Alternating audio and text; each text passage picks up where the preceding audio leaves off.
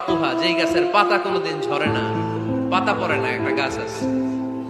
মাসালুহা কামাসালিল মুসলিম, এই পাতার দৃষ্টান্ত মুসলিমের দৃষ্টান্ত একই। হাদিসুনি মাহিয়া, দেখি তো কোন সাহাবী বলতে পারে এটা কোন গাছ। আল্লাহর হাবিব বললেন এমন একটা গাছ আছে যেই গাছের কোনো পাতা ঝরে না। এই পাতার দৃষ্টান্ত, গাছের দৃষ্টান্ত, মুমিনের দৃষ্টান্ত একরকম। ফাহাদিসুনি মাহিয়া, কে আছো বলতে পারো এটা কোন গাছ? কেউ পারে না। সাহাবারা মনে করছে এটা মরুভূমির কোন একটা গাছ হবে। কেউ বাড়ির পাশে যে খেজুর গাছ আছে এটা খেয়াল করে নাই। সবাই চলে গেছে অন্য গাছের দিকে। ক্যাকটাস, গুলমলতা, মরুভূমির রেয়ার যে গাছগুলো আছে, দুর্লভ দুষ্প্রাপ্য গাছগুলো, তারা এক একজন একটার উপর নাম বলতে আরম্ভ করলো। আল্লাহ রাসূল সাল্লাল্লাহু আলাইহি ওয়াসাল্লাম বললেন হয় নাই। একজন বলে একটা, আল্লাহর হাবিব বললেন হয় নাই। সবশেষে কেউ যখন পারে না, আল্লাহ রাসূল সাল্লাল্লাহু আলাইহি ওয়াসাল্লাম বললেন ইন্নাহা নাখলা, এটা খেজুর গাছ। এটা কি গাছ? সবাই বলেন কি গাছ? খেজুর গাছ। কেউ পারে নাই। ওয়াজ শেষ, নসিহত শেষ, সবাই বাড়ি ফিরে যাচ্ছে। সাইয়েদনা ওমর ফারুক রাদিয়াল্লাহু তাআলা আনহু উনি ওনার ছেলে আব্দুল্লাহ ইবনে ওমরকে নিয়ে যাচ্ছে। আব্দুল্লাহ ইবনে ওমর হঠাৎ করে বললেন, আব্বা, আল্লাহ রাসূল যখন জিজ্ঞেস করেছিল এটা কোন গাছ, আমি কিন্তু জানতাম এটা খেজুর গাছ। আমি কিন্তু জানতাম। ওমর ফারুক বললেন, বলো নাই কেন?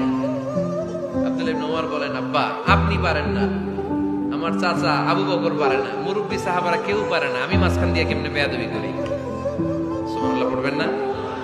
ওমর ফারুক বললেন, বলো কি? তুমি যদি আজকে বিশ্বনবীর সামনে উত্তরটা দিতে পারতা, আমার ছেলে উত্তর দিতে পেরেছে, এটা জেনে আমার বুকটা এত বড় হয়ে যেত। ও আব্দুল্লাহ, কেন তুমি বললা না? আজকে কেউ প্রশ্নের উত্তর করতে পারে নাই, তুমি যদি বিশ্বনবীর সামনে দাঁড়িয়ে প্রশ্নের উত্তর করতে পারতা, আমার বুকটা এত বড় হয়ে যেত। কেন বললা না? তুমি বললে আমি বড্ড খুশি হয়ে যেতাম। সুবহানাল্লাহ পড়েন। তার মানে মাঝে মাঝে জুনিয়ররা সিনিয়রদেরকেও হার মানায় দেয়, এরকম আছে না নাই? এজন্য পরামর্শ করবেন, অবশ্যই পরামর্শ করবেন। সাইয়েদনা ওমর ফারুক যখন খলিফা, তিনি মুরব্বীদের মিটিং এ একটা ছোট্ট বাচ্চাকে রাখলেন, অল্প বয়স্ক এক সাহাবী। ওই সাহাবীর নাম আব্দুল্লাহ ইবনে আব্বাস রাদিয়াল্লাহু তাআলা।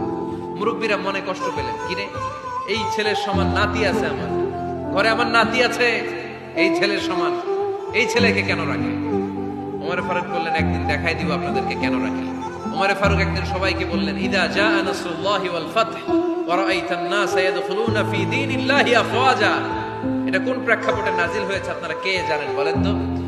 এক সাহাবী বললে, এই সূরা দ্বারা বোঝানো হয়েছে আমাদের যখন বিজয় অর্জিত হবে তখন যেন আমরা বেশি বেশি আল্লাহর প্রশংসা করি। ওমর ফারুক বললেন, উত্তর হয় নাই।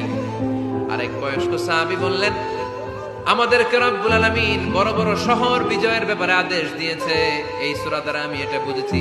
ওমর ফারুক বললেন, হয় নাই। কেউ যখন উত্তর করতে পারে না, ওমর ফারুক বললেন, ও আব্দুল্লাহ ইবনে আব্বাস, তুমি এই সূরার ব্যাপারে কি জানো? আব্দুল্লাহ ইবনে আব্বাস বলেন, হুয়া আজালু রাসূলিল্লাহ, এই সূরা দ্বারা বিশ্ব নবীর আগাম মৃত্যুকে বোঝানো হয়েছে। ইদা জাআ নাসরুল্লাহি ওয়াল ফাতহ, নবী হে, যখন বিজয় আসবে, আল্লাহর পক্ষ থেকে সাহায্য আসবে, ওয়ারাআইতান নাসা ইয়াদখুলুনা ফি দীনিল্লাহি আফওয়াজা, আপনি দেখবেন দলে দলে পানির মতো লোকজন কালিমার ছাতার নিচে প্রবেশ করতেছে। তো সবাই যখন কালিমা পড়ে মুসলমান হয়ে যাবে, সবাইকে মুসলমান বানানোই ছিল বিশ্বনবীর মিশন। মিশন যখন কমপ্লিট, নবী থাকার পৃথিবীতে আর দরকার নাই। এই সূরা দ্বারা আল্লাহ বুঝিয়েছেন বিশ্বনবী পৃথিবীতে আর বেশি দিন বেঁচে নাই। চিল্লায় বলেন ঠিক কিনা? ওমর ফারুক ডেকে বললেন, আব্দুল্লাহ, মারহাবা, মারহাবান বিকা ইয়া আব্দুল্লাহ ইবনে আব্বাস। ও আব্দুল্লাহ ইবনে আব্বাস, মাশাআল্লাহ, তাবারাকাল্লাহ। কেউ সঠিক উত্তর না দিতে পারলেও তুমি সঠিক উত্তর দিয়েছো। তুমি এই সূরার ব্যাপারে যতটুকু জানো আমিও জানি ততটুকু। পড়েন সুবহানাল্লাহ। তুমি সঠিক উত্তর দিয়েছো। এই হাদিসগুলো প্রমাণ করে মাঝে মাঝে জুনিয়ররা সিনিয়রদেরকেও হারিয়ে দেয়। চিল্লায় বলেন ঠিক কিনা? এজন্য মাঝে মাঝে বাচ্চা ছেলেদেরও পরামর্শের দরকার আছে না নাই? ঘরে সুখ নাই, শান্তি নাই, কারণ পরামর্শ করেন না তো। আব্বা আম্মার পরামর্শ নেন, স্ত্রীদের পরামর্শ নেন, ছেলে মেয়েদের পরামর্শ নেন। গুরুত্বপূর্ণ সিদ্ধান্ত নেওয়ার আগে পরামর্শ করে সিদ্ধান্তগুলো নেওয়ার দরকার আছে না নাই? পরামর্শ করে ফ্যামিলি মিটিং এ যদি আমরা সিদ্ধান্ত নেই, ওই সিদ্ধান্তে বরকত দিবে কে? আওয়াজ করে বলেন, ওই ঘরটারে বরকতময় করে কে?